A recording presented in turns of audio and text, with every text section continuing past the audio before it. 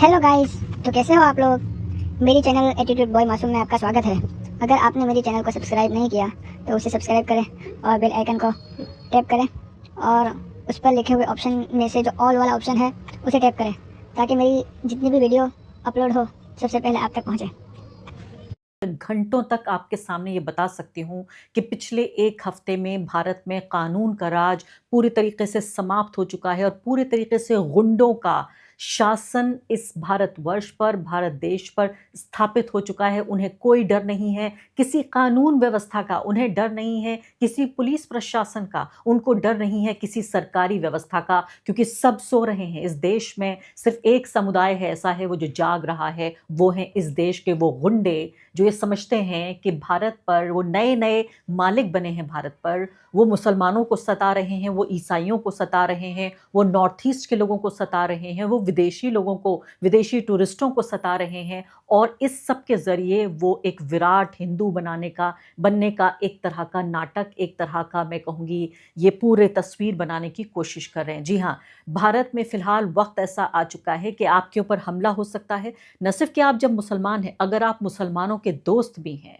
बरेली की ये घटना यहाँ पर आई है जिसमें एक लड़की, एक नर्सिंग स्टूडेंट थी वो लड़की, और इस लड़की ने अपने कुछ दोस्तों को बुलाया बरेली में, उत्तर प्रदेश के एक पार्टी का आयोजन किया, बर्थडे पार्टी थी। इसमें 2 लड़के मुसलमान थे। ये खबर कैसे लगी ये भी इन्हीं लोगों को पता होगा। ये कौन-सा नेटवर्क है जो लोगों की प्राइवेट बर्थडे पार्टीज़ में भी पता लगा रहा है कि किसकी गेस्ट लिस्ट क्या है, कौन किसके यहाँ आ रहा है। उसने अपनी क्लासमेट्स के लिए अपने घर पर नहीं, एक कैफ़े में अपनी बर्थडे पार्टी का आयोजन किया। उसके बाद इसमें 6 लड़कियां थीं, 4 लड़के थे और उन 4 लड़कों में 2 लड़के मुसलमान थे। यहाँ पर बजरंग दल के गुंडे, इन लोगों को ये पता लगा और लव जिहाद की बात करते हुए जय श्री राम, जय भवानी, हर हर महादेव, इस तरह के तमाम ये पाकीज़ा नारे जो यहाँ 100 करोड़ हिंदुओं की आस्था का एक तरह से प्रतीक हैं, उनको इस तरह की मैं कहूँगी शर्मनाक और नापाक मकसद के लिए इस्तेमाल करते हुए यहाँ पहुँचे। और अभी ये तस्वीरें आप ये देखिए अपनी स्क्रीन पर बार-बार, और मुझे समझ में नहीं आ रहा कि इस पर अफ़सोस किया जाए, रोया जाए, छाती पीटी जाए या सर पीटा जाए कि आखिर इस देश को क्या हो गया है। यहाँ पर ये देखिए लव जिहाद की बात करते हुए ये लोग घुस आए, और नहीं सिर्फ ये नहीं है कि कोई ये इस तरह की कोई भावनात्मक अपील के ज़रिए कर रहे थे। इस गुंडागर्दी का बाकायदा इन्होंने इसकी नुमाइश की, इसकी वीडियोग्राफ़ी की, इस पर संगीत लगाया ऊपर से, संगीत लगाने के बाद इसको अपने तमाम सोशल मीडिया पे पोस्ट किया। क्योंकि इन लोगों को इस बात का कोई डर नहीं है कि देश में कोई कानून है या इनको सज़ा हो सकती है, इनको जेल भेजा जा सकता है, इनको पुलिस का डर नहीं है, इनको अदालतों का डर नहीं है, इनको मीडिया का डर नहीं है, इनको ये देश के कानून में ये लोग विश्वास नहीं रखते। इनका अपना कानून है जो है गुंडा राज। कानून का राज नहीं, संविधान का राज नहीं, गुंडा राज पूरे तरीके से। लव जिहाद की बात करते हुए, और पुलिस भी देख रहे हैं आप साथ में, लड़की से वहाँ बातचीत कर रहे हैं वो लोग। यानी आप सोचिए कि पुलिस प्रशासन जिस तरह से हाथ पर हाथ रखे बैठा है, और इसमें भी पूरी पॉसिबिलिटी आप ये देखिए कि पुलिस इन्वेस्टिगेशन में कुछ भी ऑब्जेक्शनेबल नहीं मिला, ऐसी कोई बात नहीं थी। पहली बात तो इससे बड़ा कोई झूठ नहीं है कि इस देश में लव जिहाद जैसी कोई चीज़ है। लड़कियों की जो महिलाएँ हैं उनकी उनकी जो आज़ादी है, उनका जो फ़ैसला लेने का अधिकार है, अपनी ज़िंदगी पर, अपने शरीर पर, अपनी सेक्सुअलिटी पर, उसको एक तरह से कैप्चर कर लेना चाहते हैं ये लोग कि अपनी मर्ज़ी से लड़की शादी ना कर सके। इसीलिए ये पूरा लव जिहाद की पूरी नौटंकी, ये पूरी कंस्पिरेसी थियरी आगे रखी है। बजरंग दल के मेंबर्स ने, आप देख रहे हैं कि ये सदस्य वहाँ पर पहुँचे और तमाम तरीके से यहाँ पर ये बातें आई सामने। उसके बाद भी तमाम इन्वेस्टिगेशन हो गया, कोई मामला नहीं सामने आया, और उसके बाद बहुत ज़्यादा दबाव में आने के बाद सोशल मीडिया पे लगातार 24 घंटे से आउटरीच हो रहा है, तब एफआईआर फाइल की गई है। ये जो गौरक्षा दल के कुछ सदस्य बताए जाते हैं, इनका नाम है ऋषभ ठाकुर, दीपक पाठक और 25 और लोग हैं। 25 और लोग हैं, जी हाँ, पूरी की पूरी फौज। ये यहाँ पर इस लड़की को, जो नर्सिंग स्टूडेंट है, उसे अपने ही दोस्तों से बचाने के लिए ये लोग वहाँ पर पहुँचे हैं। अब ये खबर आपने सुन ली है तो दूसरी खबर पे मैं आ जाती हूँ।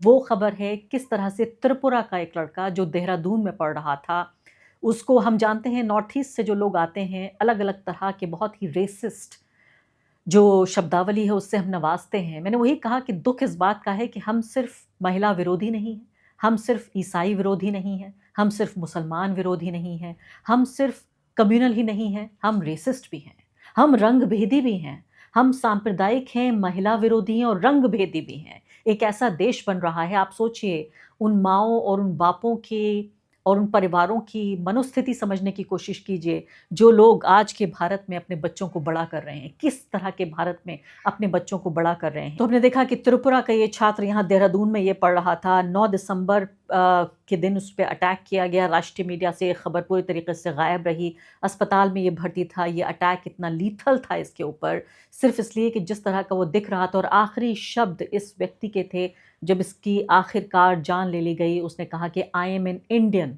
मैं भारतवासी हूँ, मैं हिंदुस्तानी हूँ। ये आखिरी शब्द थे इस लड़के के, इस युवक के, जब इसको स्टूडेंट को मार दिया गया। और 27 दिसंबर को नेशनल मीडिया में आखिरकार ये खबर आई।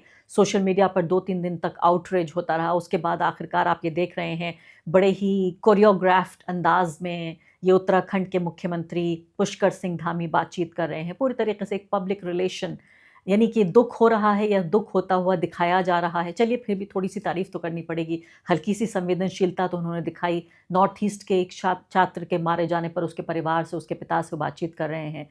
मुझे इस बात का बिल्कुल भरोसा नहीं है कि अगर ये लड़का मुसलमान होता तो पुष्कर धामी क्या इसके पिता से भी बातचीत करते। मुझे बिल्कुल भरोसा नहीं है इस बात का, इसलिए मैं तारीफ़ किए देती हूँ कि चलिए मुसलमान नहीं है, ईसाई नहीं है, तो कम से कम इस लड़के के पिता को, चकमा नाम है उसका सरनेम, उसको कम से कम उन्होंने बातचीत करने की कोशिश तो की, एक सांत्वना देने की कोशिश तो की। अब अगली बात पे आ जाती हूँ मैं। आप ये देखिए कि अगली बात ये है, जैसे मैंने आपको बताया कि आप किसी भी तरीके से आपके ऊपर हमला हो सकता है। आप ईसाई हो, पूरे हफ्ते गुंडागर्दी हुई, तोड़-फोड़ हुई, परेशान किया गया, सताया गया भारत के 2% ईसाइयों को, और अब हम ये देख रहे हैं कि किस तरह से वापस मुसलमानों पे निशाना आ गया है। लेकिन आप मुसलमान ना भी हों, आप ईसाई ना भी हों, आप भारतीय ना भी हों, तब भी आपके ऊपर किसी और वजह से अटैक किया जा सकता है। ये जापानीज़ हैं यहाँ पर, ये जापानीज़ टूरिस्ट हैं, और कहाँ हुआ? प्राइम मिनिस्टर की कंस्टिट्यूएंसी में ये घटनाक्रम हुआ है।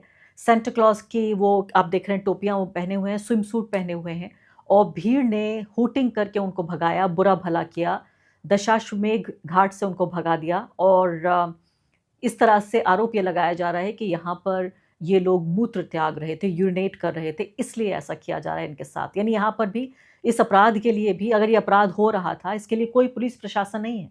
सब कुछ आपस में हम लोग निपटा लेते हैं, पुलिस को ख़त्म कर देते हैं, उनको रिटायर कर देते हैं, और बाकी जजों को छुट्टी दे देते हैं। वकीलों की कोई ज़रूरत नहीं है, पत्रकारों की तो ज़रूरत बहुत पहले ख़त्म हो चुकी है। इस देश में अब कुछ बाकी नहीं है।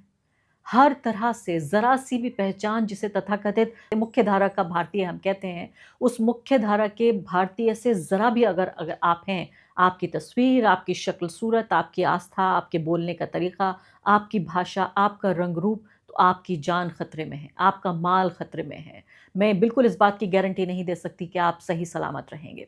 और यहाँ पर सवाल ये पैदा होता है कि बजरंग दल और इस तरह के ये जो ऑफशूट्स हैं आरएसएस के, ये इन्हीं की शाखा से निकले हुए, इसी पेड़ से निकली हुई अलग-अलग शाखाएँ हैं। मेरी समझ में नहीं आता कि आखिर कौन-सी ऐसी चीज़ है जो इस तरह के अतिवादी, उग्रवादी संगठन को बैन करने से रोक रही है। मैं आपके सामने ये सवाल छोड़ जाती हूँ। आज इस कार्यक्रम में मैं आपके सामने ये सवाल छोड़ जाती हूँ। आपकी बुद्धि पर, आपकी समझ पर मैं ये छोड़ जाती हूँ सवाल। मुझे आप बताइए कमेंट सेक्शन में कि क्या बजरंग दल जैसे अतिवादी, उग्रवादी संगठन जो कानून व्यवस्था अपने हाथ में ले रहा है, जिसने संविधान को पूरे तरीके से अपने पैरों के नीचे कुचल रखा है, जो पुलिस प्रशासन में किसी में यकीन नहीं रखता, भारत की न्याय व्यवस्था में जिसका यकीन नहीं है, क्या इस तरह के संस्थान को, इस तरह के संगठन को क्या बैन किया जाना चाहिए या नहीं? ये कमेंट सेक्शन में आप बताइए।